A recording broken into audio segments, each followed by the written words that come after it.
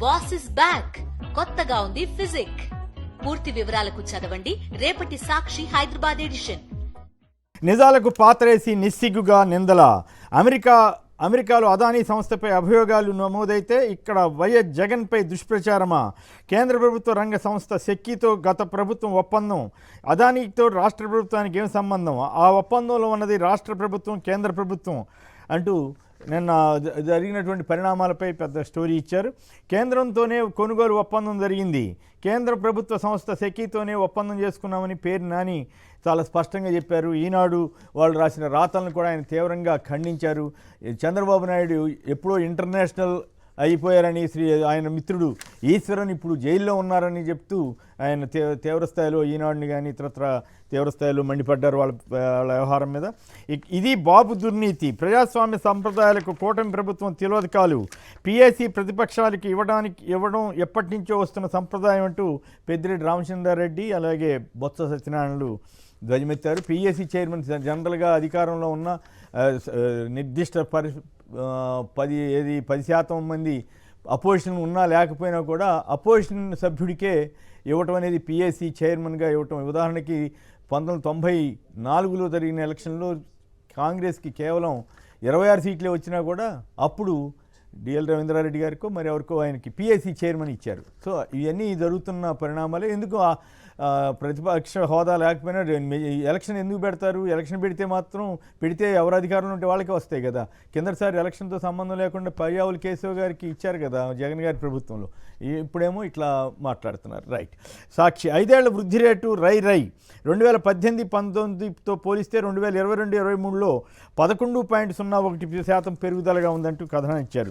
ఇక నిరుద్యోగ భృతి ప్రతిపాదన లేదని చెప్పి చంద్రబాబు నాయుడు గారి ప్రభుత్వం తేల్చేసింది. అసెంబ్లీలో రాతపూర్వకంగా ఇచ్చిన సమాధానంలో అంటే ఈ హామీకి గోవింద నిరుద్యోగ భృతి 3,000 రూపాయలు ఇస్తామన్నది కనీసం ప్రస్తావన కూడా చేయట్లేదు. బటన్ నొక్కిన డబ్బులతో గంజాయికి బానిసలయ్యారంటూ మహిళా మంత్రి సవిత గారు మహిళల్నే అవమానపరుస్తూ మాట్లాడారు. మంత్రి ఆనంపై గంటా శ్రీనివాసరావు అసహనం వ్యక్తం చేశారట. సమస్యలకు పరిష్కార మార్గం చూపిస్తారని అడిగితే కోర్టుల్లో కేసులున్నాయని మంత్రి నిర్లక్ష్యంగా సమాధానం చెప్పారని ఆనంపై ఆయన మండిపడ్డారు. వాలంటీర్లను కొనసాగించాలి. ఎన్నికల సమయం ఇచ్చిన హామీ మేరకు 10,000 రూపాయలు వేతనం ఇవ్వాలంటూ వాలంటీర్లు అంబేద్కర్ విగ్రహం దగ్గర నిరసన చెప్తూ పల్నాడులో అక్కడ ఆయా చోట్ల వాలంటీర్లు ఆందోళనకు దిగుతున్నారు. ఆ వార్త కూడా అవి ఎల్లో మీడియాలో ఎక్కడ కనిపించవు. ప్రస్తుతం సాక్షిలో మాత్రమే రాస్తున్నారు. వస్తాయి అటువంటి వార్తలు. ఇక అంతే అక్కడ జరుగుతున్నవి వాటి పరిణామాలు. వేధింపులు ఆపకపోతే చంద్రబాబు ఇంటి వద్ద ఆత్మహత్య చేసుకుంటా. Social media activist Intur Ravikiran భార్య సుజన. ఇంత ఘోరంగా నాకు తెలిసి నేను 47వ సంవత్సరంలో ఈ ప్రొఫెషన్లో ఉన్నా. ఒక సోషల్ మీడియా యాక్టివిస్ట్ మీద ఎంత దారుణంగా ఇన్ని పోలీస్ స్టేషన్లు చుట్టూ తిప్పుతూ 15 కేసులు ఒకే అంశానికి సంబంధించి కేసులు పెడుతూ ఇది ఒక కొత్త ట్రెండ్ క్రియేట్ చేస్తున్నారు. ఆయా పోలీస్ స్టేషన్లో కేసులు పెట్టి వేధించడం అనేది బహుశా గతంలో ఎప్పుడూ జరగలేదు. ఇప్పుడు జరుగుతున్న తీరు చాలా ప్రమాదకరమైన ధోరణి. రేపు గవర్నమెంట్ మారితే వీళ్ళకి ఇదే సమస్య వస్తుందనే సంగతి గుర్తుంచుకోకుండా మరి ఎట్లా చేస్తున్నారో ఏమో తెలియదు. గతంలో అక్బరుద్దీన్ ఓవైసీ మీద ఇట్లాగే కేసులు పెడితే అవన్నిటినీ ఒకే చోటకి మారుస్తూ అప్పట్లో హైకోర్టు ఆదేశాలు ఇచ్చింది. ఇక చంద్రబాబు గారు మళ్ళీ నీతి సూత్రాలు చెబుతూ మొదలుపెట్టారు.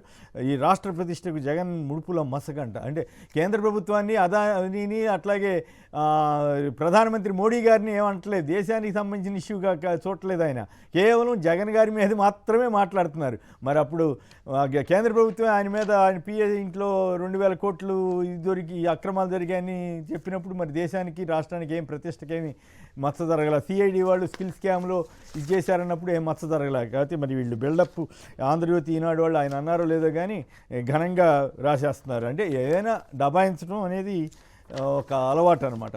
విజన్తో ముందుకు 2047 నాటికి హెల్దీ వెల్దీ హ్యాపీ ఆంధ్రప్రదేశ్ అండి. స్వర్ణాంధ్ర లక్ష్యానికి 3 ముఖ్యం. ఆ 3 ముఖ్యమంట. మిగతా సూపర్ 6 గురించి మాత్రం ప్రస్తావించట్ల. సూపర్ 6 స్వర్ణాంధ్రకి లక్ష్యం కాదేమో. మరి విజయవాడ విశాఖ మెట్రో డిపిఆర్కి ఓకే, పూర్తి ఖర్చు కేంద్రమే భరించాలి.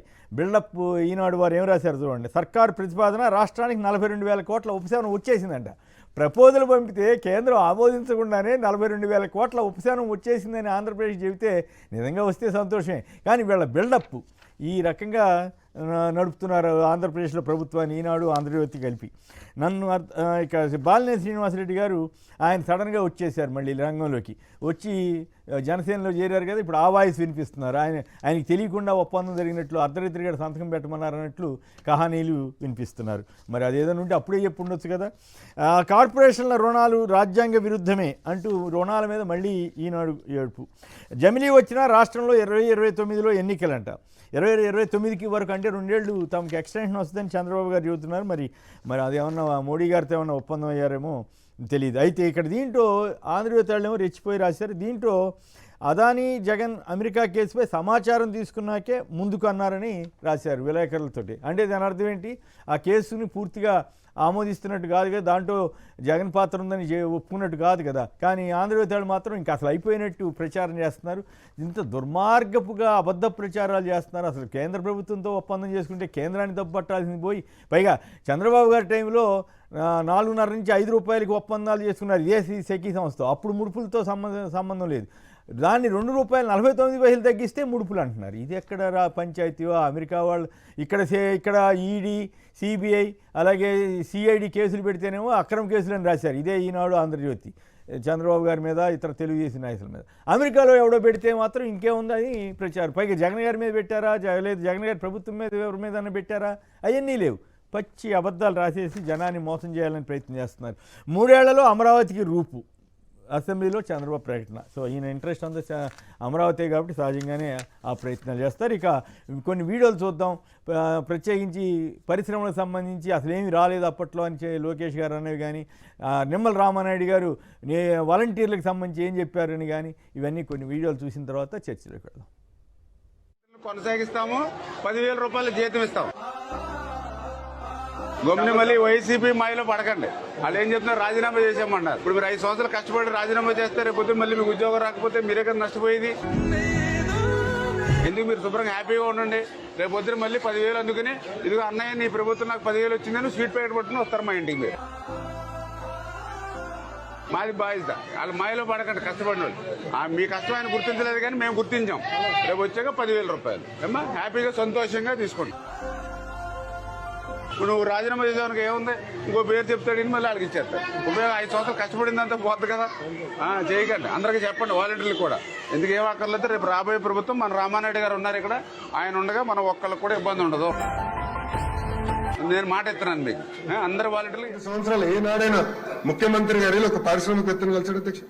మంత్రి గారు వెళ్ళారు అధ్యక్ష. మంత్రిని అడిగితే కోడి ముందలు వచ్చిందా గుడ్డు ముందలు వచ్చిందా ఇంకా ఆలోచిస్తున్నా అని చెప్పాడు అధ్యక్ష. కోడిగుడ్డు మంత్రి. అలా ఉంది పరిస్థితి. ఏనాడు వాళ్ళు వెళ్ళలేదు, కలవలేదు, ఒప్పందాలు కుదిరించుకోలేదు, పరిశ్రమలు తీసుకురాలేదు అధ్యక్ష. ఒక మాట చెప్పాలంటే ఈ రోజు ఆంధ్ర రాష్ట్ర క్రెడిబిలిటీ చాలా కింద ఉంది. ఈ రోజు జగన్మోహన్ రెడ్డి గారు వచ్చిన తర్వాత మేము చెప్పుకునే హీరో మోటార్స్ కానీ, లేదా గ్రాసిమ్ ఇండస్ట్రీస్, అలాగే రామ్కో సిమెంట్స్ సంబంధించినటువంటి ఇది కానీ, లేదా చెట్నాడ్ సిమెంట్ అనేటువంటిది మా అనకాపల్లిలోనే మన ప్రభుత్వంలోకి వచ్చిన తర్వాత చేసింది. యోకోహామా టైర్స్ అంటే మీరు వినుంటారు. క్యాడ్బరీ చాక్లెట్స్ ఈరోజు డైరీ మిల్క్ కానీ ఇంకోటి కానీ శ్రీ సిటీలో తయారవుతున్నాయి. బ్లూ స్టార్ ఏసీలు, పానాసోనిక్ సంబంధించినటువంటి సంస్థలు.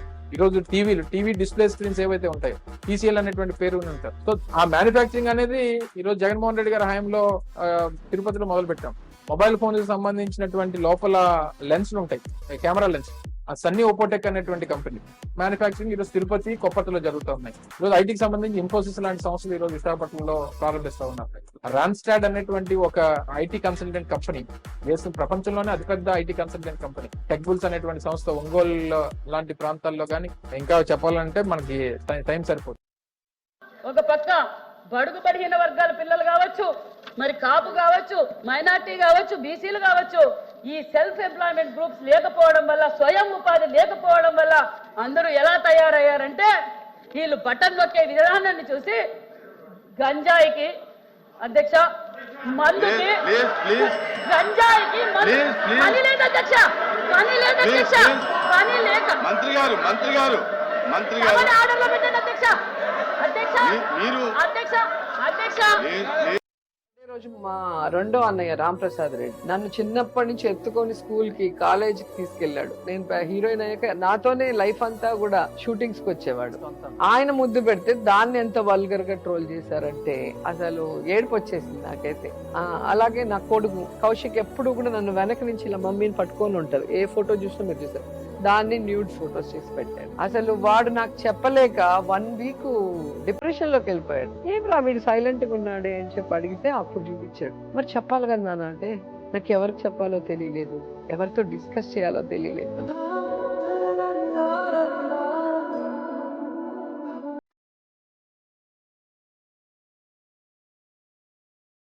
అంటే మనసు హర్ట్ అయితే అది లైఫ్ లాంగ్ ఉండిపోతుంది. అంటే ఇప్పుడే కదా వాళ్ళు 18 years. సో ఈ టైంలో కనుక ఒక పిల్లలకి కష్టం. చాలా కష్టం. వాళ్ళ డాడీకి కూడా చెప్పుకోలేకపోయాడు వాడు. నేను ఇంటూరు రవికిరణ్ వైఫ్ నండి. ఈ కూటమి ప్రభుత్వం మమ్మల్ని చాలా ఇబ్బంది పెడుతుందండి. ఇంటి దగ్గర నోటీస్ లాంటివి చెల్లారు. ఈయనకి మెడిసిన్ సరిగ్గా ఇస్తున్నారో లేదు తెలియదు. మళ్ళీ ఇతను కొంచెం హార్ట్ పేషెంట్ అండి. జైలు ఎంట్రీ కానీ మనం చేసుకుంటుంటే అక్కడ పీటీ వారెంట్లు పెట్టి అతను ఎక్కడుంటున్నాడో తెలియకుండా మాతో కలవనీయకుండా మాతో మాట్లాడనీయకుండా చేస్తున్నారండి. ఇలా పీటీ వారెంట్లు వేసి మొత్తం రాష్ట్రం అంతా తిప్పుతున్నారు. ఇప్పటికి 15 కేసులు పెట్టారండి. అన్ని రిమాండ్ చేశారు. 12 సంవత్సరాల నుంచి మేము ఈ పార్టీలో వర్క్ చేస్తున్నాము. చేయటం వల్ల ఇది తప్పని నేను అనుకోవట్లేదు. ఇంత కక్షపూరితంగా ఎందుకు చేస్తున్నారు ఈ కూటమి ప్రభుత్వం నాకు అర్థం కావట్లేదు. నా పిల్లలు నేను ఇదే విధంగా చేస్తే, నా భర్తను కలవనీయకుండా మమ్మల్ని ఇదే విధంగా చేస్తే, నీ చంద్రబాబు ఇంటి ముందుకు వచ్చి నా పిల్లలు నేను సూసైడ్ చేసుకోవాల్సి వస్తుందండి. పుష్ప అంటే నేషనల్ కాదు ఇంటర్నేషనల్ అని ఈ మధ్య సినిమా వచ్చింది. అది కూడా రాశాడు రామోజీరావు గారు అబ్బాయి ఇవాళ పేపర్లో. మీరు గురువింద గిందలాగా అయిపోయారు రామోజీరావు గారు అబ్బాయి గారు. అసలు మీ ఫ్రెండ్, మీ నాన్నగారి ఫ్రెండ్, మీ ఫ్రెండ్ చంద్రబాబు నాయుడు ఎప్పుడో ఇంటర్నేషనల్. పుష్ప ఈ మధ్య వచ్చింది ఇంటర్నేషనల్. సింగపూర్ కథ మర్చిపోయామా?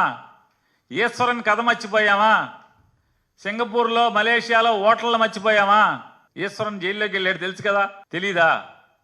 కనపడదు, వినపడదు. రామోజీరావు అబ్బాయి కనపడదు, వినపడదు.